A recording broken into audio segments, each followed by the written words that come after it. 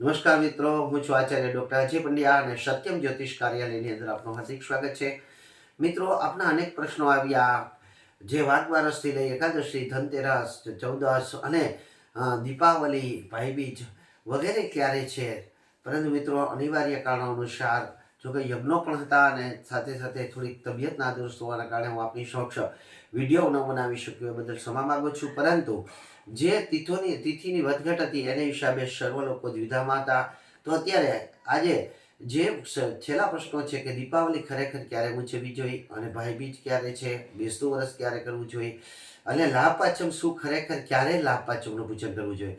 તો આવા અનેક પ્રશ્નો જે છે પ્રશ્નોનો માત્ર આજે જવાબ આપું છું. પરંતુ મિત્રો, આપની પાસે નમ્ર વિનંતી સાથે ફરીથી એક વખત વિનંતી કરીને કહું છું કે આપણે હિન્દુ સંસ્કૃતિને ટકાવી માત્ર બ્રાહ્મણોની ફરજ નથી પરંતુ આપણી પણ ફરજ છે ને આપણું કર્મ છે કે હિન્દુ સંસ્કૃતિને આપણે ટકાવવી જોઈએ, સનાતન ધર્મને આપણે ટકાવવો જોઈએ. સનાતન ધર્મને ટકાવવા માટે આપણે સનાતન તહેવારોમાં જે કંઈ વસ્તુ કહેલી છે ધૂમધામથી કરવી જોઈએ, કોઈ પણ પ્રકારની કચાશ નહીં રાખવાની.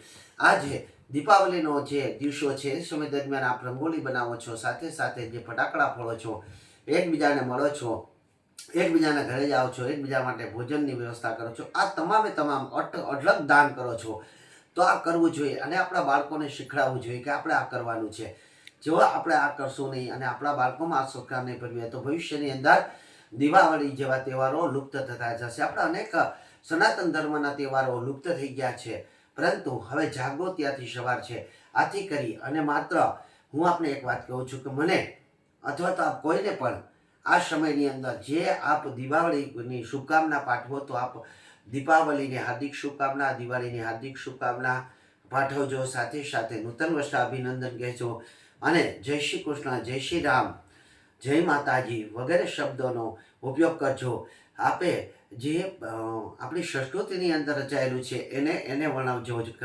Happy Diwali, happy new year મહેરબાની કરીને કહેતા નહીં. કારણ કે આપણા લોકો જે છે એ બહારના લોકો છે, જે ઇંગ્લેન્ડની અંદર વસે છે કે અમેરિકાની અંદર વસે છે કે અન્ય કોઈ દેશની અંદર વસે છે, તે લોકો અત્યારે હિન્દુ સંસ્કૃતિને પરિપૂર્ણ રીતે વર્ણવે છે. કારણ કે હમણાં જ મને એવા અનુભવ થયા કે જે મારી કથાઓ થઈ એમાં પણ લંડનના યજમાન પણ હતા, જેના પરિવાર સાથે મેં વાત કરી, ચર્ચા કરી, તો તેઓ શુદ્ધ સંસ્કૃતિને વળેલા છે અને ખૂબ જ મજા આવી કે ખૂબ જ આપણી સંસ્કૃતિ વળેલા છે. અને હિન્દુસ્તાનની અંદર આપણે ખોટા કલ્ચરનો અનુકરણ કરીએ છીએ. આથી કરી અને મહેરબાની કરીને આપે હેપી ન્યૂ યર કે હેપી દિવાળી નથી કહેવાનું, આપે માત્ર નૂતન વર્ષ અભિનંદન અથવા તો દિવાળીની હાર્દિક શુભકામના કહેવાની છે.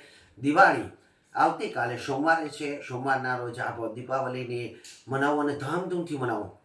ખૂબ જ ફટાકિયા ફોડો, ખૂબ જ રંગોળી વગેરે કરો, ખૂબ જ દાન કરો, ખૂબ જ પૈસા વાપરો, જેટલું હોય આપણી પાસે શક્તિ.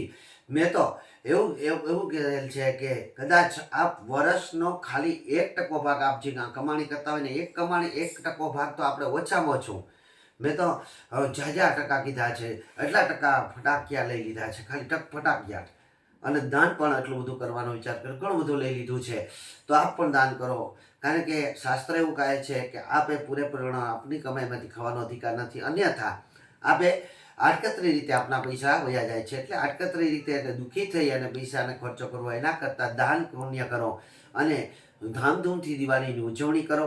સાથે સાથે જે નૂતન વર્ષ છે અહીં ધોકાની વાત આવે છે કે ઘણા લોકો કહે છે કે શું મંગળવારે ધોકા છે. ઘણા લોકો એવું કહે છે કે અમે તો ધોકામાં માનતા જ નથી.